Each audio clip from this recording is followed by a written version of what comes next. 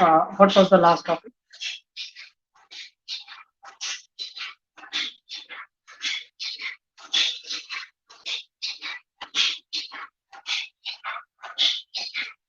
Combination of errors. Combination of errors में हम लोगों ने पढ़ लिया था addition, subtraction, product and division भी हम लोगों ने पढ़ लिया, है ना।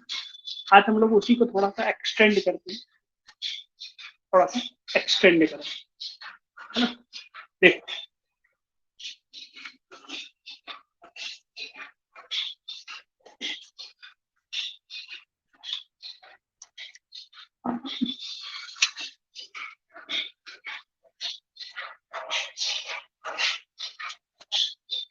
क्या है कि जैसे मैं एक बात कहूँ कि आप लोगों ने कल पढ़ा था volume is equal to 4/3 pi are cube या volume is equal to LBH।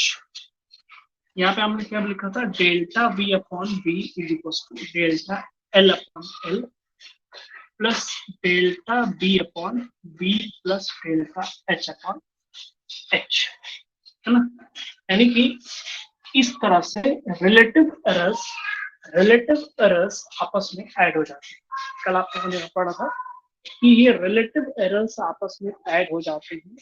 Same इसी तरीके से यहाँ पे ये जो कांस्टेंट होता है इसको हम हटा देते हैं, ये R को हम क्या लिख सकते हैं, हम R इंटू आर। तो यहाँ पे delta V upon V equal to delta R upon R plus delta R upon R plus delta R upon R या 3 times delta R upon R। हमने कल किया था, यानी लास्ट लेक्चर में हमने किया, है ना। तो ये लास्ट लेक्चर में सारी चीजें हो गई, ठीक है। बात आती है कि क्या नाम है कि और भी अगर क्वेश्चन की बात करें तो डिफरेंट टाइप के क्वेश्चन अगर आते हैं तब हम क्या करें, है ना। तो कुछ एग्जांपल्स हम ले लेते हैं, तो कुछ एग्जांपल के बेसिस पे हम लोग सॉल्व करेंगे, ठीक है ना। एग्जांपल नंबर 1 क्या लिखोगे यहाँ पे, मान लेते हैं कि z एक कोई क्वांटिटी है। यहाँ पे हम मानते हैं कि a स्क्वायर है और b क्यूब है। इस तरह से कोई रिलेशन, जैसे अभी पीछे रिलेशन क्या था, v equal to 4/3 pi are cube, ये कोई पर्टिकुलर रिलेशन था, हमको वॉल्यूम निकालना, हमको यहाँ पे वॉल्यूम निकाला तो हमने क्या आया LBH। तो ये अलग अलग फार्मूले थे, तो हमने माना कि कोई एक ट्यूब कोई नया फार्मूला है जिसमें z equal to a square plus a square into b cube है ना। तो ये कोई ऐसा रिलेशन है, ये z क्या है हमको नहीं पता, हमको बस निकालना है क्या कि फाइंड द रिलेटिव एरर या error in the quantity of z। जैसे हमने यहाँ पे कैलकुलेट किया था कि error in the quantity of volume यहाँ पे z क्या है नहीं पता, बस हमको z भी निकालना है। तो delta z upon z equal to, ये देखो इसको हम कैसे लिख सकते हैं, इसको हम ऐसे लिख सकते हैं z equal to a into b into b, ऐसे लिख सकते हैं। तो ये 2 बार हो जाएगा कितना, delta a upon a plus delta a upon a plus अब b की 3 टाइम्स करेंगे तो delta b upon b plus delta b upon b plus delta b upon b। तो ये basically delta z upon z equal to 2 times delta a upon a plus 3 times delta b upon b। तो ये हमारा result आया, लिख लो इसको, that is the answer.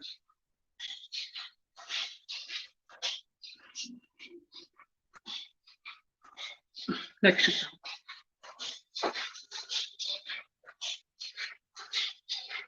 what is not clear? Is it clear? Anyone who is getting clear video? Speed तो अच्छी आ रही है, स्पीड तो अच्छी है। ब्लर होगा तो मुझे खुद पता चल रहा है ना, ब्लर होगा तो मुझे खुद पता चल जाएगा। स्पीड तो अच्छी है, नो प्रॉब्लम, देखता हूँ 1 मिनट, लैपटॉप में देख लेता हूँ।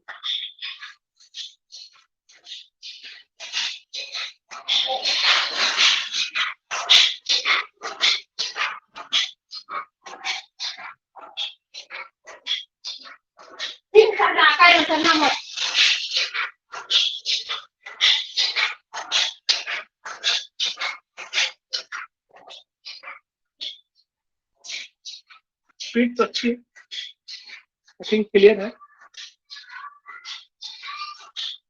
Okay, next example write down. ठीक है, यहाँ पे मान लेते हैं कोई अलग कोई दूसरी कोई क्वांटिटी है ना, इस तरह से a to the power 5 b to the power 3। ऐसा हो तो हम डायरेक्ट लिख सकते हैं delta z upon z equal to 5 times delta a upon a plus 3 times delta b upon b। Note down fast. Next example, z is equal to a square under root b, है ना। Under root b का मतलब क्या हुआ? Under root b का मतलब क्या हुआ? पावर, पावर यानी b टू द पावर 1/2। तो यहाँ पे 1/2 आ जाएगा, 1/2 डेल्टा b अपॉन b। अगर स्क्वायर रूट है तो आपका square root means power 1/2। 1/2 means 1/2 times delta b upon b। That is the result.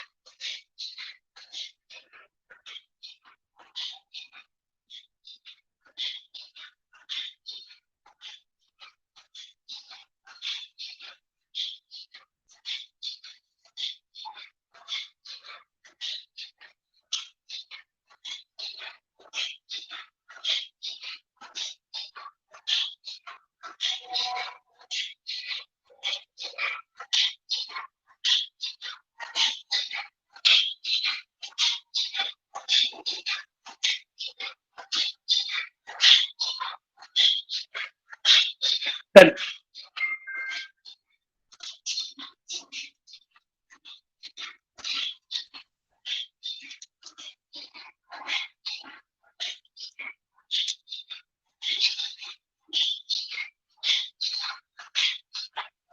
Z equal to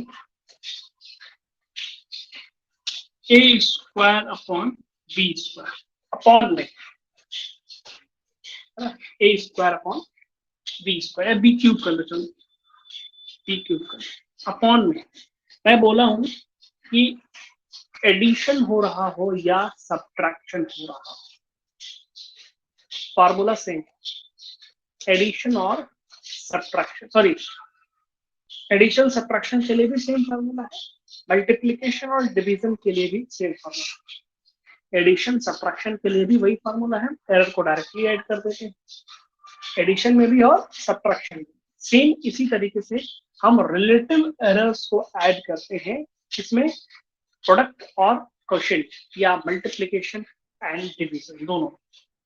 यार डिवीजन है नो प्रॉब्लम, इसका देखो आंसर क्या होगा, delta z upon z 2 times delta a upon a plus 3 times delta b upon b। ध्यान रखना ये plus होगा, ये प्रोडक्ट हो या क्वोशिएंट हो, दोनों में हमारा रिलेटिव एरर्स ऐड होते हैं, दोनों में रिलेटिव एरर्स ऐड होते हैं।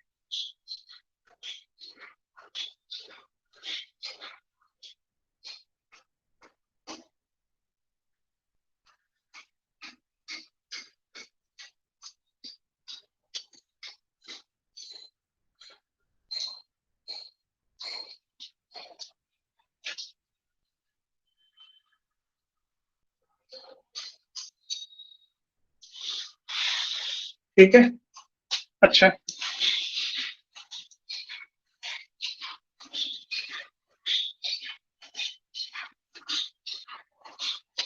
और भी क्या कहते हैं, z इक्वल टू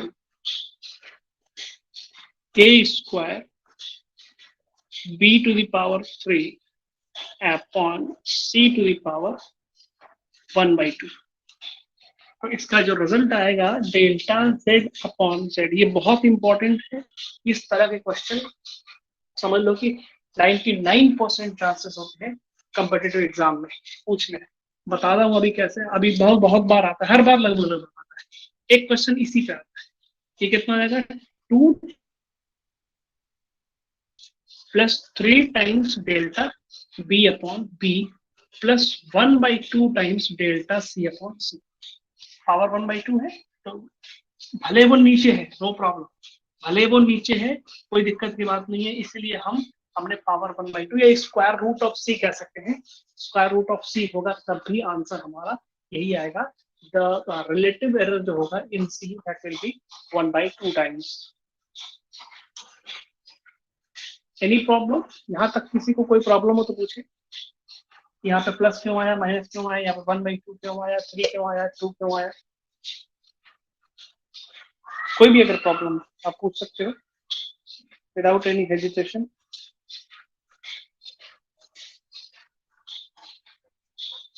नो ना, गुड,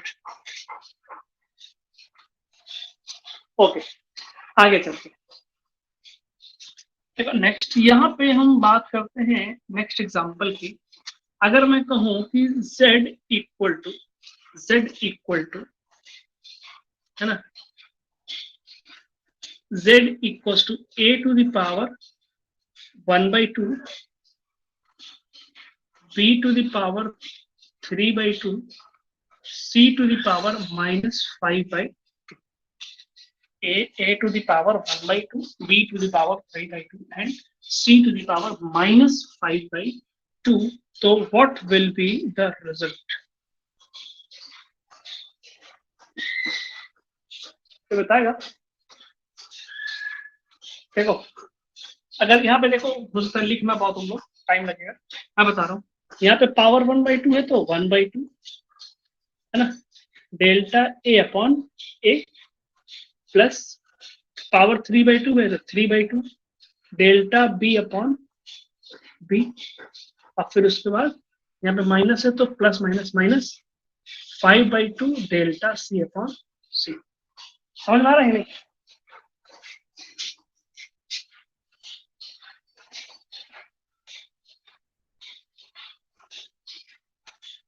समझ में आ रहा है?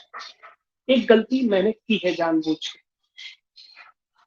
एक गलती यहाँ पे हमने की है जानबूझ के, बताओ कि इसमें कहाँ गलती, तो बताएगा।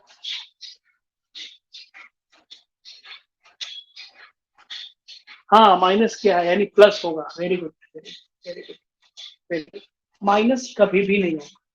कान यही कान खोल के सुन लो, यही जांचना चाहते हैं, यही आपसे टेस्ट लेना चाहते हैं जो कॉम्पिटिटिव एग्जाम वाले होते हैं कि आपका कंसेप्ट क्लियर है या नहीं है। मैंने एक यहाँ पे मिस्टेक जानबूझ के की, कहाँ पे, ये इट शुड बी प्लस। कैसे, अभी आप देख रहे हैं।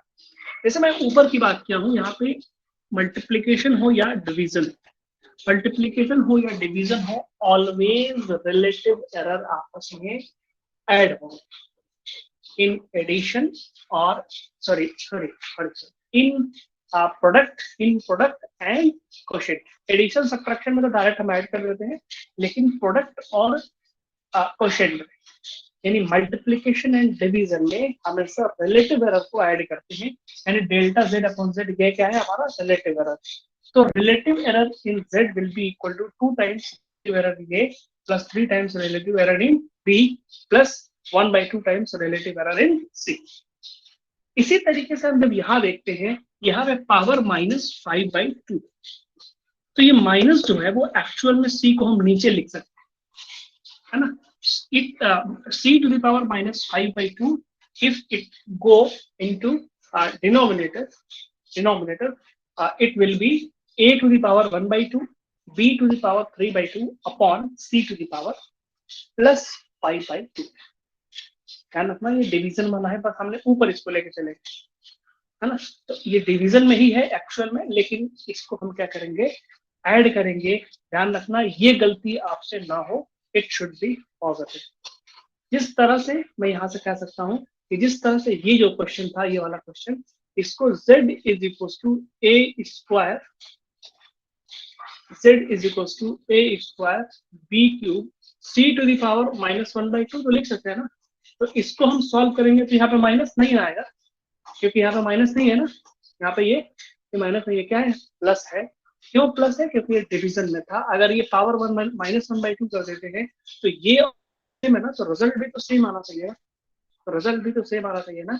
इसलिए ध्यान रखना, पावर अगर माइनस की हो जाती है तब भी हम यहाँ पे प्लस करेंगे। बार बार मैं इसको क्यों बता रहा हूँ, क्योंकि यहीं पे गलती हो जाती है, हाँ यहाँ पे गलती ना हो। क्लियर होगी बात। हमेशा प्रोडक्ट हो या क्वोशिएंट हो, error, relative error will always be added. Okay, in multiplication or division, the relative error always be added. I think it is clear.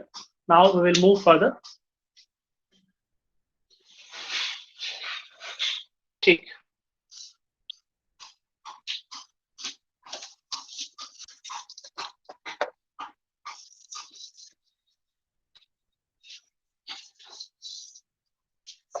आपके पास एनसीईआरटी होगी, ओपन एनसीईआरटी, एनसीईआरटी भी करना जरूरी है ना। एनसीईआरटी के क्वेश्चंस भी हैं इसमें, मैं सब पढ़ाऊंगा वन बाय वन। अभी चैप्टर कंप्लीट नहीं हुआ है, that's why we should wait ना। बहुत सारी चीजें इसमें बची हुई है, बहुत आराम आराम से चलेंगे, कोई बहुत जल्दी वाली बात नहीं है। Page number 27, page number 27, page number 27, example number 2.11, page number 27, example number 2.11। चलो अपनी कॉपी पे करोगे खुद से, do yourself on your copy. लिखा है find the relative error in z if z equal to a to the power 4 b to the power 1/3 divided by c d to the power 3/2। करो इसको और match करो solution से।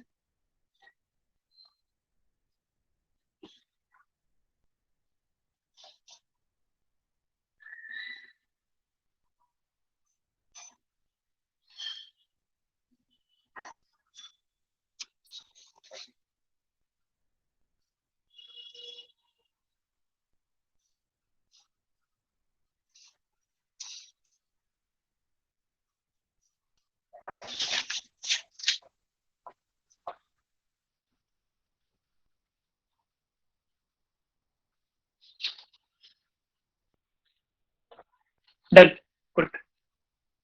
कोई दिक्कत है, कोई दिक्कत तो नहीं है, कोई दिक्कत तो नहीं होगी मेरे हिसाब से। मैं इतना सारा एग्जाम्पल कर दिया हूँ कि आपको बहुत इजीली समझ में आ गया, बहुत इजी समझ में आ गया होगा। इजी है ना,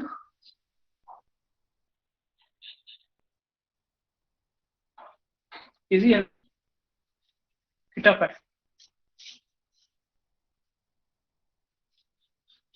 बहुत इजी है, इसलिए कि समझ में आ रहा है, इसीलिए इजी है ना। ये क्वेश्चन, ये जो एग्जांपल है 2.11, जस्ट इसका सिमिलर, इसी के सिमिलर, जैसे मैं इससे 4-5 क्वेश्चन कराया हूँ ना अभी, 4-5 एग्जाम्पल्स। तो इन एग्जाम्पल्स को मुझे लगता है कि सभी लोगों ने समझ लिया होगा। लेकिन याद रखना, जब ऑफलाइन एग्जाम्स होते हैं, है ना, अभी 2 साल पहले की बात कर रहा हूँ, जब ऑफलाइन एग्जाम्स होते थे तो मैं आपको टेस्ट में देता था पहले, जब मैं टेस्ट लेता था चैप्टर का, उसके बाद मैं प्री मिड में देता था, मिड में भी देता था, फिर उसके बाद मैं पोस्ट मिड में भी देता था, और फिर मैं फाइनल एग्जाम यानी कि जो फाइनल एग्जाम होता है एनुअल एग्जाम, उसमें भी देता था। लेकिन 50% स्टूडेंट्स तब भी नहीं कर पाते। 50%, तो कहता हूँ 50% तो बहुत अच्छे होते हैं, लेकिन 50% स्टूडेंट तब भी नहीं कर पाते। और मैं आपको जो पढ़ाया हूँ डिफरेंशिएशन, पता नहीं, मुझे क्या पता, मुझे नहीं पता क्यों करते हैं, क्यों ऐसा नहीं हो पाता है। तो समझ में नहीं आता है कि क्यों ये क्वेश्चन एकदम सेम इस टाइप के क्वेश्चन। मैं आपको नीट के क्वेश्चन आप खुद ढूंढ के देखना, नीट के क्वेश्चन आते हैं इसमें। जेई मेंस का तो इतना इजी नहीं आता है क्योंकि थोड़ा सा टफ होती है फिजिक्स। जेई मेंस में थोड़ा मैथमेटिक्स से स्टूडेंट थोड़ा सा टफ आती है, इतना इजी नहीं आता है, ये इजी ही माना जाता है। इजी है, इजी इसलिए कि हमें एक एक पॉइंट को, एक एक वैरायटी के क्वेश्चन आता है। इस तरह का कंप्यूटर एग्जाम में पूछ सकता है, कहाँ पे प्लस कहाँ पे माइनस कैसे हो सकता है। एक एक एग्जाम्पल मैं आपको देके करा रहा हूँ, एक एक चीज, एक एक पॉइंट करा रहा हूँ, है ना। फिर भी क्वेश्चन फंस सकता है। मैं नहीं कर रहा हूँ कि मैं जब करा दिया हूँ तो सारे क्वेश्चन हो जाएंगे। हो सकता है कोई क्वेश्चन ऐसा नहीं कि इस कंसेप्ट के अलावा कोई दूसरा कंसेप्ट लगेगा, नहीं। कंसेप्ट यही होगा, आपको समझ में नहीं आ रहा होगा, आप 2-4 बार और प्रैक्टिस करोगे तो समझ में आएगा, है ना। अभी नीट उठे क्वेश्चन के चक्कर में बताऊंगा सेकंड चैप्टर के लिए, है ना। जब हम थर्ड चैप्टर पढ़ने लगे तो थर्ड चैप्टर से आप नीट के क्वेश्चंस भी करना स्टार्ट कर सकते हो, नो प्रॉब्लम। मेरी बात मान लेना, सेकंड चैप्टर नीट लेवल तक का मत करना, क्योंकि सेकंड चैप्टर में बहुत सारी चीजें ऐसी हैं जो कि पूरे फिजिक्स का यूज करके बनती है, इसलिए सारे क्वेश्चन आपको आपके सेकंड चैप्टर से नहीं हो पाए, है ना। तो इंटीग्रेशन और डिफरेंशिएशन की बात करता हूँ, 12th पास आउट हो जाते हैं, लेकिन फिर भी उसमें 10-20% स्टूडेंट्स ऐसे होते हैं उनको डिफरेंशिएशन और इंटीग्रेशन भी नहीं आता है। तो मैं आपको अभी डिफरेंशिएशन पढ़ाया हूँ। जो स्टूडेंट आप लोग नहीं पढ़ पाए हो, लेक्चर पढ़ा हुआ है, लेक्चर आप देख सकते हो। कोई भी प्रॉब्लम आए तो मुझे व्हाट्सएप कर सकते हो, है ना। मैं दोबारा लिंक सेंड कर दूंगा उसका, जो डिफरेंशिएशन है। इंटीग्रेशन अभी नहीं पढ़ाया है, इंटीग्रेशन का भी मैं लिंक सेंड कर दूंगा, आप पढ़ते रहना। डिफरेंशिएशन आप पढ़ना, इंटीग्रेशन मैं पढ़ाऊंगा, ठीक है। तो जो लोग जिनको डिफरेंशिएशन नहीं आता है वो थोड़ा सा पीछे 2-3 लेक्चर पढ़े हुए हैं, उसको आप देख सकते हो। बिना उसके फिजिक्स नहीं हो पाएगा। चलो नेक्स्ट हम आते हैं एग्जांपल्स पे। Example number 2.8।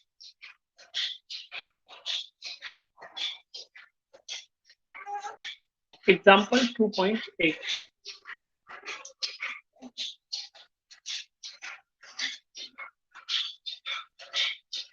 लिखा है, the temperature of two bodies measured by a thermometer are T1 equal to 20 degrees Celsius plus minus 0.5 degree Celsius and T2 equal to 50 degrees Celsius plus minus 0.5 degree Celsius। Plus minus मतलब वो इसमें error है ना, लिखा हुआ है। आगे question है, calculate the temperature difference and error therein. देखो सोल्यूशन में क्या लिखा हुआ है, मैं आपको सोल्यूशन भी दिखा देता हूँ वहीं पे। दोनों को हमको क्या करना है, टेम्परेचर डिफरेंस निकालना है। तो मेन जो क्वांटिटी है, मेन जो नंबर है 20 और 50, तो 50 माइनस 20 दैट इज 30, और एरर 0.5 माइनस 0.5 कर देंगे तो जीरो हो जाएगा ना। तो एरर जीरो हो जाएगा। ऐसा नहीं करना, क्या करना है, ऐड करना। क्वांटिटीज सब्ट्रैक्ट हो रही हैं, क्वांटिटीज सब्ट्रैक्ट हो रही हैं, लेकिन एरर आपस में ऐड हो जाएंगे। रिलेटिव एरर मैच करना है ना, हाँ हाँ बिल्कुल सही, एरर ऐड होंगे। ये ध्यान रखना, बार बार मैं कह रहा हूँ, एरर ऐड होंगे, या तो सिंपली एरर ऐड होगा या उसके रिलेटिव एरर ऐड होंगे। तो रिलेटिव एरर कब लेंगे हम, प्रोडक्ट और क्वोशिएंट में लेंगे, या अगर हम प्रोडक्ट और क्वोशिएंट में लेंगे।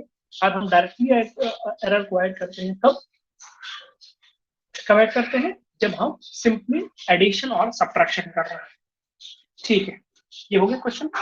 Next example 2.9। 2.9 में क्या लिखा हुआ है, 2.9 में लिखा हुआ है, the resistance R equal to V by I होता है, आपने 10th क्लास में पढ़ा होगा। R equal to V I, Ohm's law में V equal to I R. तो V equal to I R में आपने देखा R equal to V by I, where V equal to this and I equal to this, find the percentage error in R। You have to find percentage error, है ना। तो percentage error कैसे निकालोगे, आप अपनी कॉपी पे लिखोगे 2.9, example 2.9, example 2.9।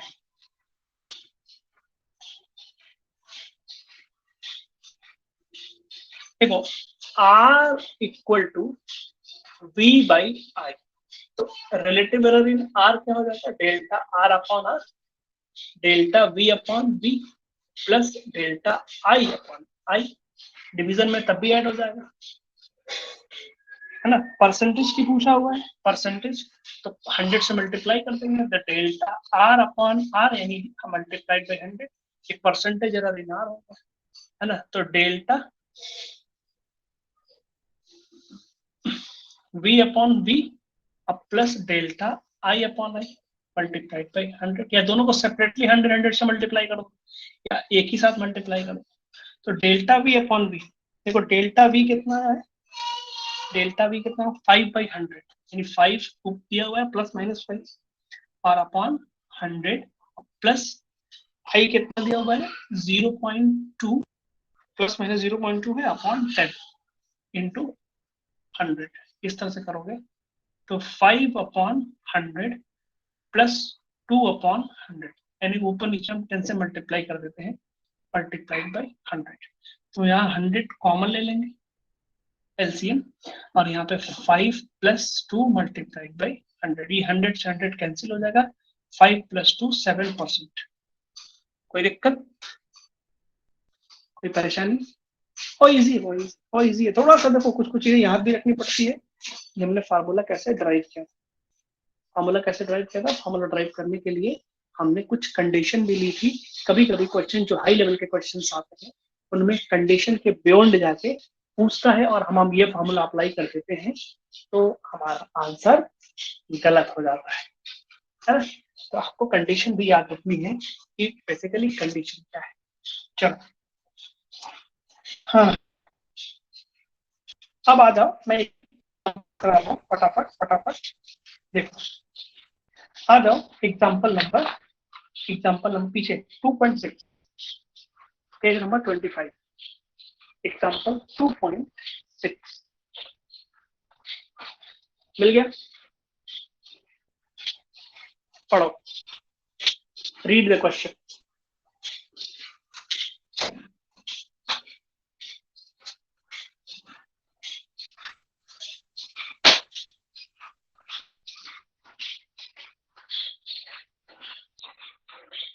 Read the question. I think video is not clear. It is blur. But voice आ रही है आपको? Voice आ रही होगी। Network is slow. I think it is blur. I know. यहाँ पे दिखा रहा है स्पीड कम आ रही है आपको, ठीक है, कोई बात नहीं। साउंड क्लियर है ना?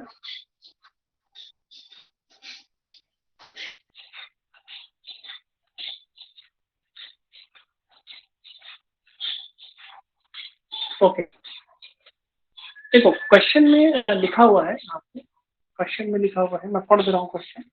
2.6 क्वेश्चन है, two clocks are being tested, two clocks are being tested, यानी दो क्लॉक को हम टेस्ट कर रहे हैं against a standard clock located in National Laboratory at 12:00:00,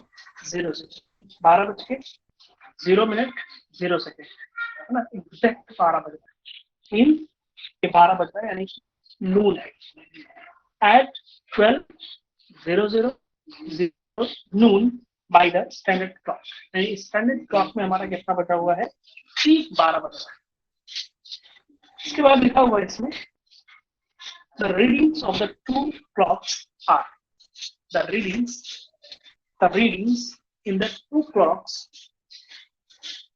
the readings of the two clocks are, आप देखोगे क्लॉक नंबर 1 इन क्लॉक नंबर 2, क्लॉक नंबर 1 में Monday, Tuesday, Wednesday, Thursday, Friday, Saturday, और क्लॉक नंबर 2 में भी Monday, Tuesday, Wednesday, Thursday, Friday, Saturday.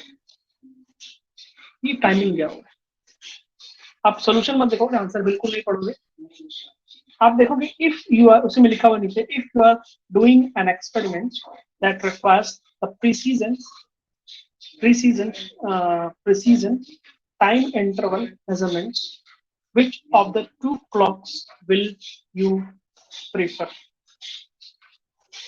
दोनों clock में कौन सी clock आपको अच्छी लगेगी, यानी कौन सी क्लॉक आप चूज करोगे, यानी प्रीफर करोगे, क्लॉक नंबर 1 और क्लॉक नंबर 2। देखो स्टैंडर्ड क्लॉक में स्टैंडर्ड क्लॉक अब it is clear I think. Standard clock में आपका 12 बजता है, क्लॉक नंबर 2 क्लॉक नंबर 1 में कितना बजता है आप देख रहे हो कितना रहता है। तो उसमें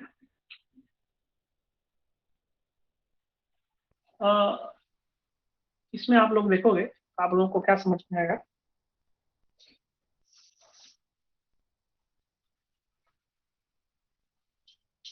बताओ कौन सा प्रेफर करोगे आप लोग, मैसेज करो, लिखो बताओ फटाफट। Clock 2 is more precise, clock 2 is more precise. Precision तो पढ़ाया नहीं होगी, ठीक है। क्लॉक 2 करेंगे, देखो क्लॉक 1 करेंगे, ठीक है, क्लॉक 2 करेंगे, देख लेते हैं, समझ लेते हैं इसको क्या है इसमें प्रॉब्लम। देखो जब आप क्लॉक लेने जाओगे शॉप पे, है ना, या वॉच लेने जाओगे या क्लॉक लेने जाओगे, है ना, तो आप क्या देखोगे कि जितनी भी घड़ी है, जो भी घड़ी है, जो भी क्लॉक है आपकी शॉप पे, उनका सबका टाइमिंग इधर उधर होता है ना। एक्चुअल में अगर आप ठीक 12 बजे भी जाते हो, ठीक 12 बजे आप जाते हो दोपहर में आप क्लॉक को परचेज करने, तो क्या देखोगे आप लोग कि कोई एक ऐसी क्लॉक है जो 12 o'clock पे, 12 o'clock पे क्या बजा रहे हैं, 12 o'clock पे 4 o'clock हो रहा है, किसी क्लॉक में आपका 1 o'clock हो रहा है, किसी क्लॉक में आपका 9 o'clock हो रहा है ना, अलग अलग टाइमिंग बता रही है। अच्छा मैं पढ़ाऊंगा, किसी चीज में पढ़ाऊँ छोड़ूंगा नहीं, जब मैं कह दूंगा कि हाँ चैप्टर फिनिश हो गया, है ना, मैं कह दूँ चैप्टर फिनिश हो गया, अगर कोई छूट जाए कोई चीज तो बता देना, वैसे छूटेगी नहीं। तो अभी मैं कुछ अभी वो चीजें बची हुई है मैं चीजों को पढ़ाऊंगा, सीक्वेंस में पढ़ाऊंगा, नो मैथ नो प्रॉब्लम, है ना। प्रिसीजन क्या होता है वो भी बताऊंगा, वही बचा हुआ है, जो सीक्वेंस मेरा है पढ़ाने का वो थोड़ा सा अलग है। तो मैं कह रहा था कि आप जाओगे घड़ी की दुकान में तो आपको आप क्या देखोगे कि बहुत सारी क्लॉक्स हैं, उनमें अलग अलग टाइमिंग, अलग अलग टाइमिंग, सब अलग अलग टाइमिंग। इसका मतलब ये नहीं कि सब सारी क्लॉक खराब हो चुकी है, खराब है यानी उसको फेंक देना चाहिए, नहीं, वो भी चल रही होती है एग्जैक्ट 12 बजे, ठीक 12 o'clock, ठीक 12 बजे, जैसे कि अभी 12 बज ही रहा है, 12:08 हो रहा है, हाँ ठीक 12 बज रहा है। तो कहने का मतलब ये होगा कि जितनी भी घड़ियां हैं वो अलग अलग टाइमिंग बता रही है, इसका मतलब ये नहीं कि वो खराब है, उनको सेट किया है ना, उसको घुमा के हम एग्जैक्ट 12 पे लेके आए तो वो सही से काम करने स्टार्ट कर देंगे। टाइमिंग सेट नहीं है वो फिर, अच्छा हो सकता है कि कोई ऐसी कंपनी हो जो बहुत ही बेकार, है ना, जो हम वॉच लगाएं और 2 दिन, 1 दिन 2 दिन के बाद वो टाइमिंग में 10 मिनट 5 मिनट का डिफरेंस आने लगे, है ना। कोई ऐसी क्लॉक है जो ब्रांडेड है, अच्छी कंपनी है, वो बनाती है, तो जो हम महीनों अगर लगाए रहेंगे तब भी उसमें टाइमिंग में डिफरेंस नहीं आता है ना। तो हम क्या देखेंगे जिसमें ज्यादा वेरिएशन आ रहा होगा टाइमिंग का, जितनी भी घड़ियां लगी हुई है उनमें ज्यादा वेरिएशन जिसमें आ रहा होगा, यानी कि जो बात ठीक 12 बजे वो अलग अलग दिन पे जाता है, तो देखता है कि क्लॉक 1 जो है कभी 12:12 फर्स्ट मंडे में देखो 12 o'clock 5 seconds हो रहा है, यानी कि एग्जैक्ट 12 बजे, और यहाँ पे स्टैंडर्ड क्लॉक में आपके 12 o'clock 12:00 हो रहा है, लेकिन आपके फर्स्ट क्लॉक में आपके 12:0005 हो रहा है, यानी कि 5 सेकंड का डिफरेंस आ रहा है। और आप अगर जाओगे क्लॉक 2 में तो 10:15 आ रहा है, फिर दूसरे दिन जाओगे आप तो 12:01 यानी 1 minute 15 सेकेंड, है ना, यानी 75 सेकेंड का डिफरेंस आ रहा है, ज्यादा डिफरेंस है। फिर दूसरे वाले में जाओगे 10, 14 और 59 हो रहा है, यानी कि 1 सेकेंड का पीछे है, यानी क्लॉक 2 में वेरिएशन कम आ रहा है, क्लॉक 1 में वेरिएशन ज्यादा आ रहा है, इसलिए हम क्या बोलेंगे कि क्लॉक 2 जो है वो प्रीफर किया जाएगा, और क्लॉक 2 की जो टाइमिंग है वो 10:15 है, तो उसको 12 o'clock फिक्स कर देंगे, तो वो ज्यादा अच्छे से, वो ज्यादा बेटर वर्क करेगी, because in this clock the variation is less. हम कहेंगे कि जो क्लॉक 2 है वो ज्यादा प्रिसाइज है, उसी को हम प्रेफरेंस देंगे।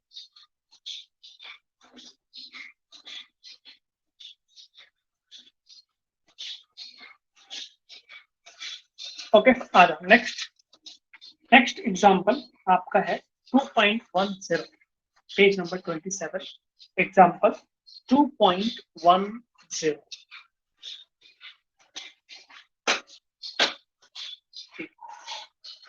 Now I think video is very clear.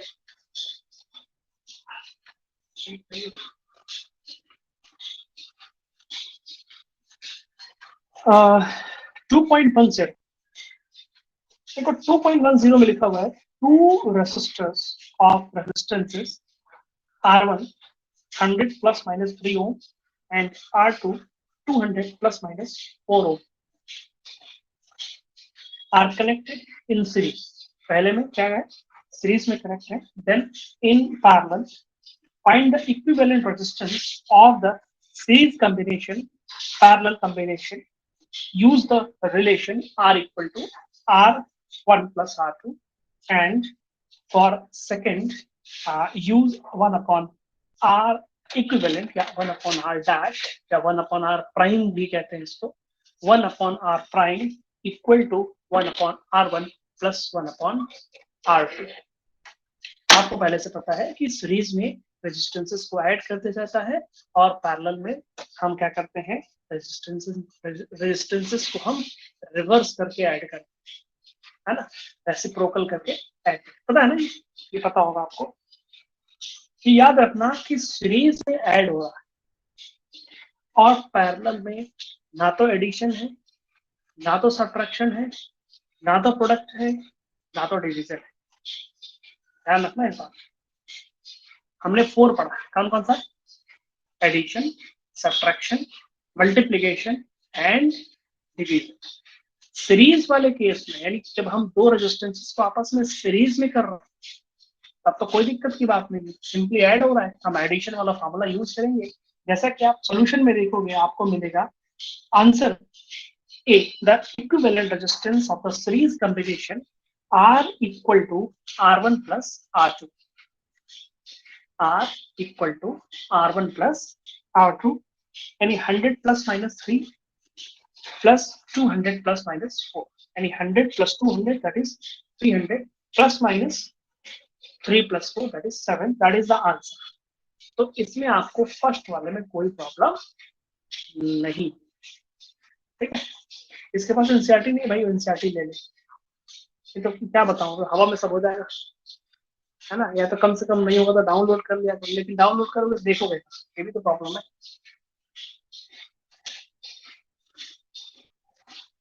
बहुत जरूरी है एनसीईआरटी, क्योंकि एनसीईआरटी हमारा बेस है, किसी भी कॉम्पिटिटिव एग्जाम का बेस हमारा एनसीईआरटी। और स्कूल ने या सीबीएसई ने हमको प्रीफर किया हुआ है एनसीईआरटी बुक, ऐसे ही नहीं कर दिया है, उसके पीछे कुछ रीजन होंगे।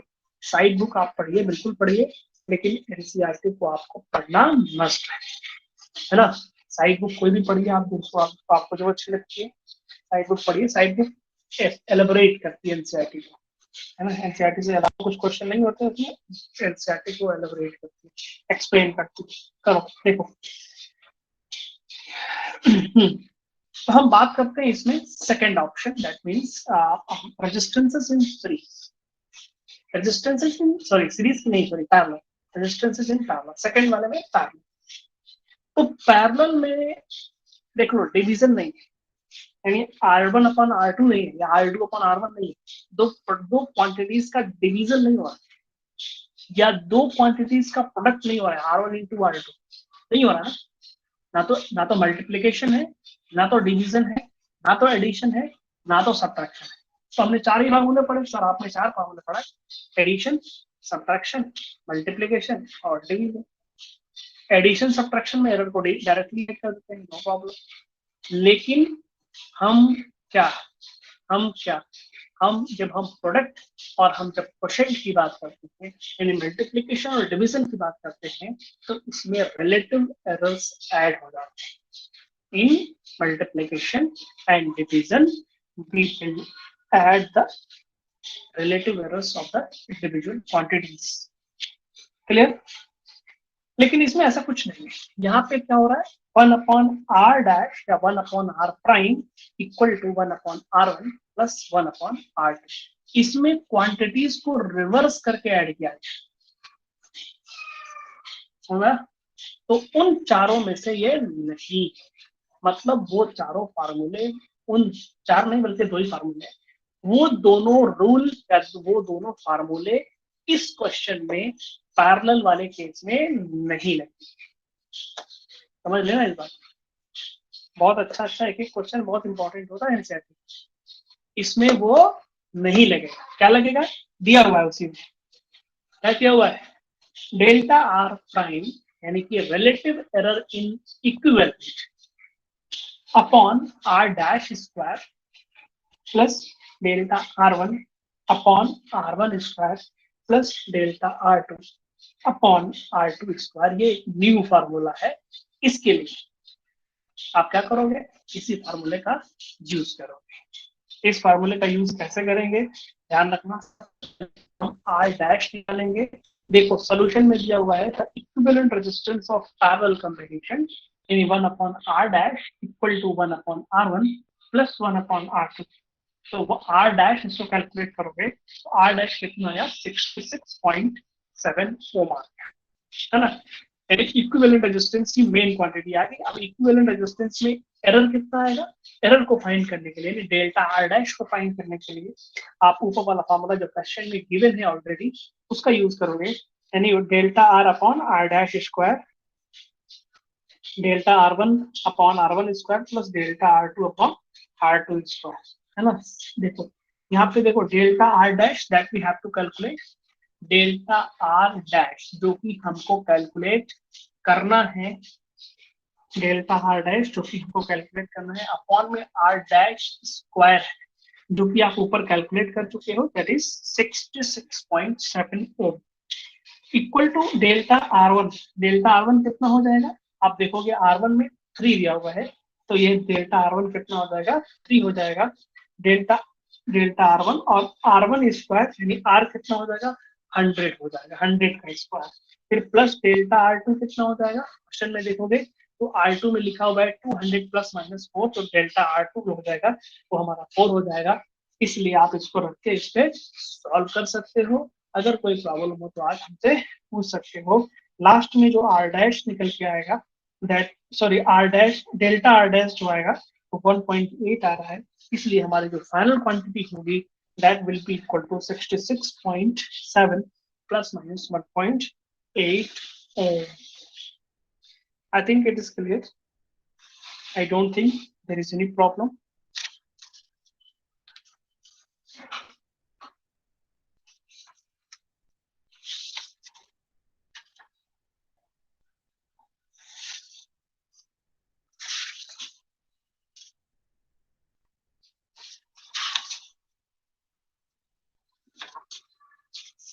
नो प्रॉब्लम ना?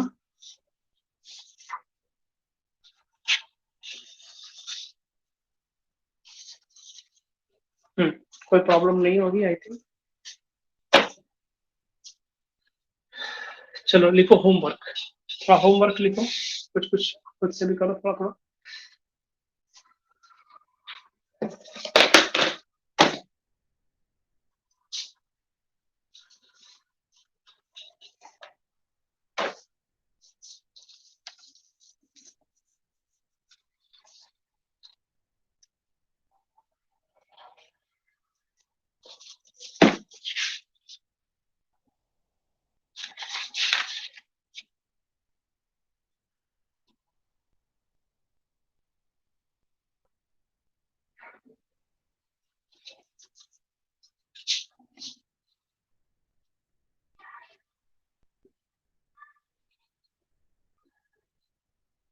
प्रीसीजन,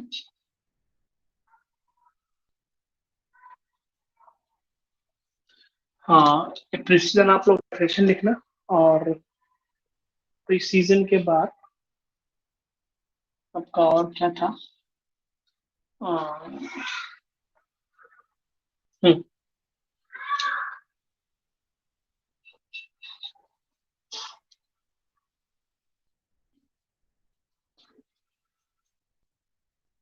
सिग्निफिकेंट फिगर्स, बस ये सिग्निफिकेंट फिगर्स, इसमें रूल्स आते हैं, रूल्स आप लोग लिखोगे, बुक में लिखा हुआ है एनसीईआरटी में, एनसीईआरटी के रूल्स लिखे हुए हैं आप लोग, बोल्ड में लिखा हुआ है, बोल्ड में जितना भी लिखा हुआ है सिग्निफिकेंट फिगर्स आप लोग लिख लेना। अब प्रिसीजन जो है, प्रिसीजन की भी डेफिनेशन लिखना, एक्चुअली प्रिसीजन क्या होता है वो बता दूंगा, सिग्निफिकेंट फिगर भी बताऊंगा। आप देखना एनसीईआरटी में बोल्ड में लिखा हुआ रूल्स, 6-7 रूल 8 रूल्स है, 7 रूल है आई थिंक, 7 रूल्स हैं, उनको आप लोग पढ़ना। इसमें सिग्निफिकेंट फिगर्स में आप कॉपी पे लिखोगे, प्रिसीजन की क्या डेफिनेशन होती है इसको भी आप ढूंढ के लिखोगे, प्रिसीजन क्या होता है उसको मैं समझा देता हूँ। देखो, जैसे मान लो कि अगर कोई लिखे 5.1, है ना, तो 5.1 कैसे आगे बढ़ेगा, 5.2, 5.3, 5.4 ऐसे बढ़ेगा। अगर कोई लिखे 5.01 या 02 लिखे, कितना आएगा, 5.03, 5.04, 5.05, 5.06, यानी इनमें और इनमें देखा जाए तो ये कितना बढ़ रहा है, 0.1 बढ़ रहा है, और ये स्टेप किसका कितना है, 0.01 का है। किसका स्टेप छोटा है, कौन ज्यादा एक्यूरेट मेजर कर रहा है, कौन ज्यादा छोटी वैल्यू मेजर कर रहा है, वो ये वाला, कौन सा, ये वाला, यानी डेसिमल प्लेस इसमें जाता है, इसमें डेसिमल प्लेस कम है, यानी जो छोटी वैल्यू मेजर करेगा, जो ज्यादा छोटी वैल्यू मेजर करेगा वो ज्यादा प्रिसाइज होगा, जो ज्यादा छोटी वैल्यू मेजर करेगा वो ज्यादा प्रिसाइज होगा, और जो कम छोटी वैल्यू मेजर करेगा यानी थोड़ी बड़ी वैल्यू मेजर करेगा वो कम प्रिसाइज होगा, जो ज्यादा छोटी वैल्यू मेजर करेगा वो ज्यादा प्रिसाइज होगा, है ना। कौन कितने कितने लिमिट तक मेजरमेंट कर रहा है ना? तो ऐसा नहीं है कि कोई चीज ज्यादा ज्यादा प्रिसाइज है, ज्यादा प्रिसाइज है तो ज्यादा उसमें कम एरर होगा, ऐसा जरूरी नहीं। कम प्रिसाइज होके कम प्रिसाइज होके ज्यादा एक्यूरेट भी हो सकती है, और ज्यादा प्रिसाइज होके लेस एक्यूरेट भी हो सकती है। फॉर एग्जाम्पल मैं अगर बात करूं, मैं एग्जाम्पल को इस तरह का ले लेता हूँ, जैसे मैं कहूँ कि हमारी स्टैंडर्ड वैल्यू 5 है, और कोई वैल्यू कोई मेजर कर रहा है 5.50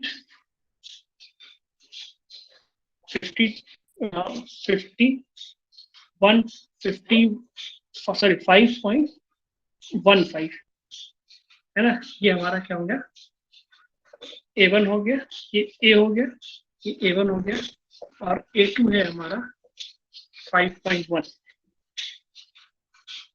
है ना, तो ये हमारा A हो गया। मैं एक बात कर रहा हूँ कि इसमें जो डिफरेंस आएगा वो क्या आएगा, 0.15 का, इसमें कितना डिफरेंस आ रहा है, 0.1 का, तो एक्यूरेट ये हुआ, प्रिसाइज ये हुआ, है ना, क्यों एक्यूरेट कम, ये क्यों हुआ, क्योंकि इसमें कम डिफरेंस आ रहा है स्टैंडर्ड वैल्यू से, स्टैंडर्ड वैल्यू से कम डिफरेंस आ रहा है, इसमें स्टैंडर्ड वैल्यू से ज्यादा आ रहा है, लेकिन इसमें डेसिमल प्लेस ज्यादा है इसलिए ये ज्यादा प्रिसाइज लिखेंगे। 5.1 is more precise, 5.1 is more accurate, 5.1 is more precise and 5.1 is more accurate. So accuracy and precision अलग चीज है, सॉरी एक्यूरेसी अलग चीज है, प्रिसीजन एक अलग चीज है ना, एक एरर एक अलग चीज है। एक्यूरेसी और प्रिसीजन इंटर रिलेटेड नहीं है, हो सकता है कि किसी केस में प्रिसीजन भी ज्यादा हो और एक्यूरेसी भी ज्यादा हो, लेकिन हर केस में ऐसा पॉसिबल नहीं है कि अगर प्रिसाइज ज्यादा है तो वो ज्यादा एक्यूरेट हो। समझदारी बात था कि अगर ज्यादा प्रिसाइज होगा तो ज्यादा एक्यूरेट होगा, ऐसा जरूरी नहीं है, ठीक है, लेकिन ये जरूरी है कि अगर ज्यादा प्रिसाइज सॉरी ज्यादा एक्यूरेट होगा तो लेस एरर होगा, और अगर क्या कहते हैं ना कि अगर लेस एक्यूरेट होगा तो एरर उसमें कम होगा, लेस एक्यूरेट होगा तो एरर ज्यादा होगा।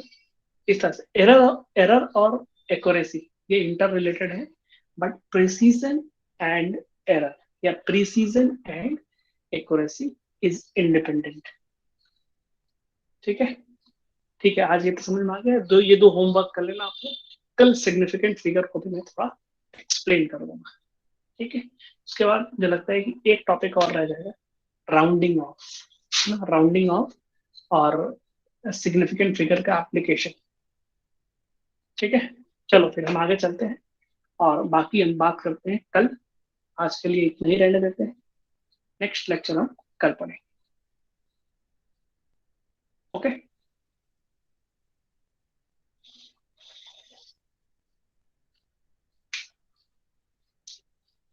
Okay, bye.